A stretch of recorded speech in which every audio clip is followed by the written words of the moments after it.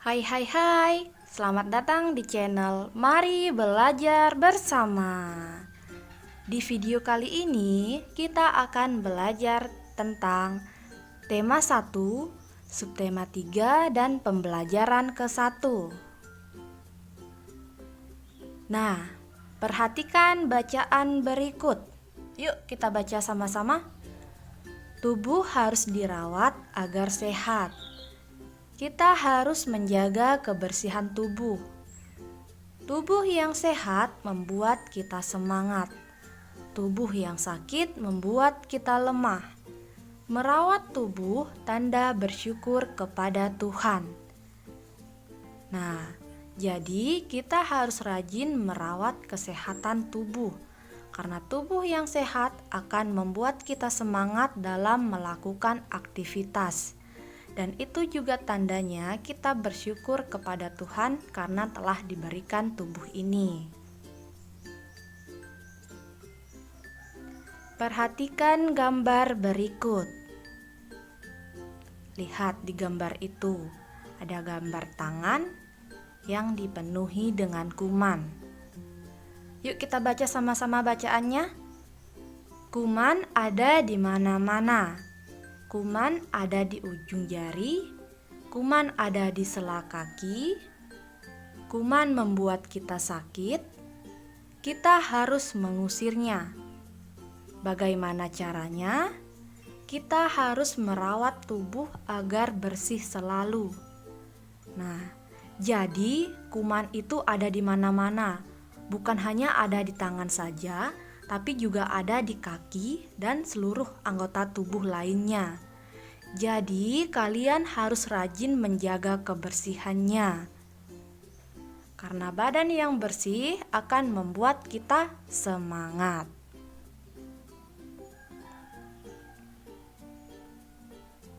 Nah, ada bacaan lagi. Yuk, baca sama-sama. Banyak kegiatan yang membuat tangan kotor, tapi tak perlu khawatir. Tangan kotor bisa dibersihkan. Rajinlah mencuci tangan agar bersih terawat. Perhatikan gambar di atas. Gambar itu indah. Gambar itu berwarna-warni. Cobalah melukis dengan jari. Karyamu pasti indah sekali. Nah, perhatikan coba.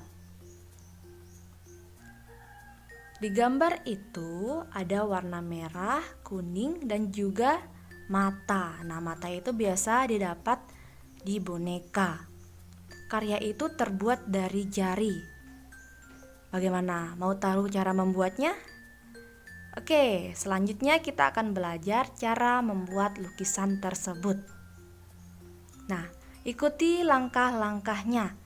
Yang pertama, siapkan cat berwarna dan kertas.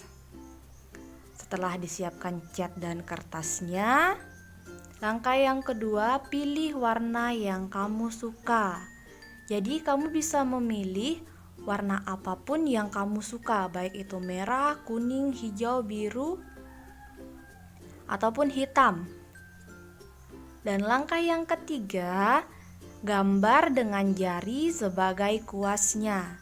Jadi, saat melukis, kamu hanya butuh jari untuk melukisnya. Kamu tidak butuh kuas untuk membuat lukisan ini. Oke, selanjutnya perhatikan gambar di bawah ini. Yuk kita baca sama-sama lagi bacaannya. Udin melukis dengan jari. Udin senang sekali. Sekarang waktu istirahat. Udin lapar dan ingin makan. Tetapi tangan dan kaki Udin kotor. Nah, di bawah sini ada soal. Setelah melukis, tangan dan kaki Udin kotor sekali. Setelah melukis, Udin harus titik-titik. Beri tanda centang pada gambar yang sesuai. Nah, tadi kan sudah dijelaskan, Udin selesai melukis, tangan dan kakinya itu kotor sekali. Jadi apa yang harus dilakukan setelah melukis? Nah, perhatikan gambar yang pertama. Apakah Udin makan setelah selesai melukis? Tentu jawabannya tidak, karena tangan dan kakinya masih kotor. Tangan yang kotor saat makan tidak baik untuk kesehatan. Jadi gambar yang pertama bukan. Gambar yang kedua, apakah setelah melukis Udin harus cuci tangan? Jawabannya iya. Karena tangan Udin kotor, jadi harus dicuci terlebih dahulu. Kemudian gambar yang ketiga, apakah Udin harus cuci kaki setelah melukis?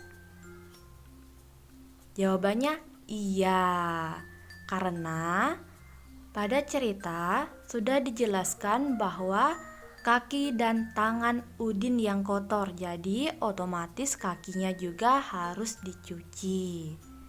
Kemudian gambar yang keempat, apakah Udin harus sikat gigi setelah selesai melukis? Jawabannya tidak, karena yang kotor hanya tangan dan kakinya saja.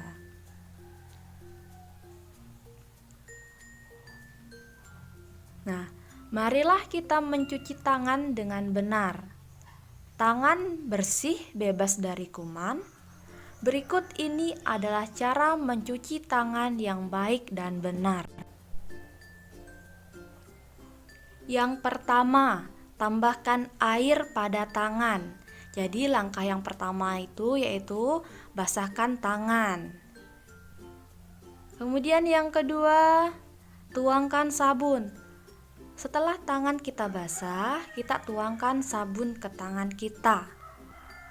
Setelah itu yang ketiga, gosok telapak tangan. Jadi kita harus menggosok telapak tangan hingga benar-benar bersih. Langkah mencuci tangan yang keempat, gosok punggung tangan. Jadi saat mencuci tangan, jangan hanya telapak tangannya saja yang digosok. Punggung tangan pun harus digosok, ya. Kemudian langkah yang kelima, gosok jari-jari. Nah, jari-jarinya juga harus dibersihkan biar tidak ada kuman yang menempel satupun. Langkah yang keenam, kaitkan jari jemari. Nah, langkah yang ketujuh, gosok ibu jari. Jadi pada saat menggosok ibu jari harus dilakukan pada tangan kiri dan tangan kanan secara bergantian. Langkah yang kedelapan, gosokkan ujung jari. Nah, gunanya untuk membersihkan kuku dari kotoran. Kemudian langkah yang kesembilan, bilas dengan air. Jadi setelah tadi tangannya dibersihkan semua, baik itu dari telapak tangan, punggung tangan, dan jari-jari tangan, sekarang waktunya dibilas dengan air agar sabunnya hilang. Kemudian langkah yang ke-10, dilap memakai handuk biar tangannya kering. Langkah yang ke-11, tutup keran air. Jadi setelah selesai mencuci tangan, keran airnya wajib ditutup agar airnya tidak terbuang. Langkah yang terakhir, hasilnya tangan menjadi bersih, bebas dari kuman.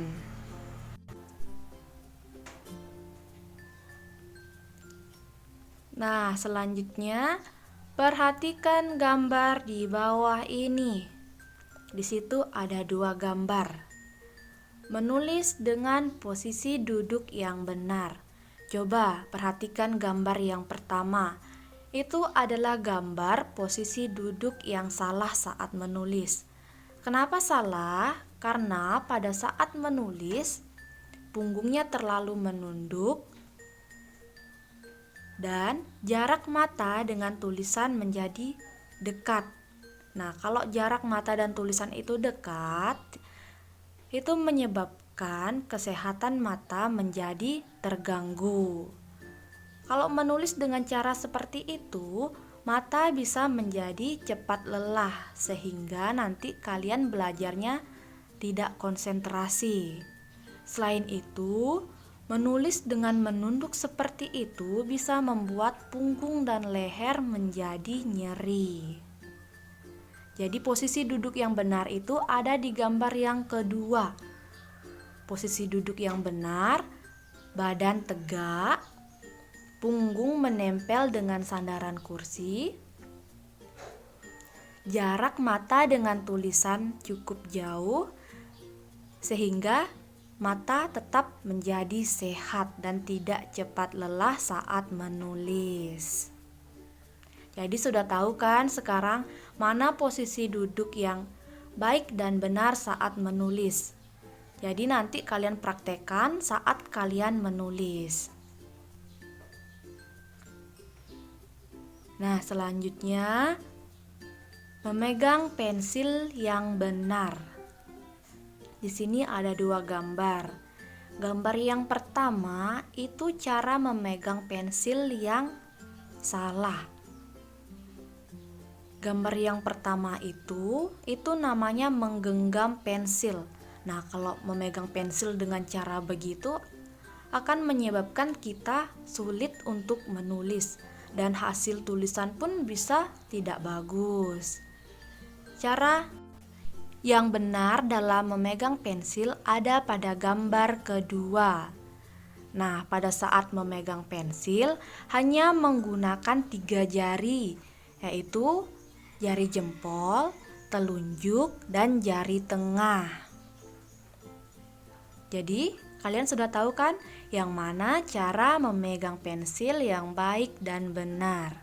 Jadi, nanti kalian di rumah harus praktekkan cara memegang pensil ini. Kemudian selanjutnya meletakkan buku dengan tepat. Nah, di sini juga ada dua gambar. Kita lihat gambar yang pertama. Nah, gambar yang pertama itu cara membaca yang salah. Karena badannya yang terlalu membungkuk sehingga pada saat membaca punggung dan leher menjadi cepat nyeri dan menyebabkan tidak bisa konsentrasi pada saat membaca. Sebaliknya, gambar nomor 2 itu gambar yang tepat saat membaca buku. Badan harus tegak, punggung harus bersandar di sandaran kursi. Kemudian jarak pandangan mata ke buku tidak terlalu dekat sehingga mata menjadi tidak cepat lelah ketika membaca. Jadi, perhatikan baik-baik caranya, terapkan di keseharian kalian bagaimana cara membaca yang tepat, memegang pensil, dan sikap duduk yang benar saat menulis. Nah, materinya sudah habis. Ini ada satu kata-kata motivasi untuk kalian. Semoga dengan membaca ini, kalian bisa lebih semangat lagi dalam belajar. Seorang juara hanyalah seseorang yang tidak menyerah saat menginginkannya. Oke, jadi jika ingin menjadi juara, kalian harus pantang menyerah. Terima kasih dan bye-bye.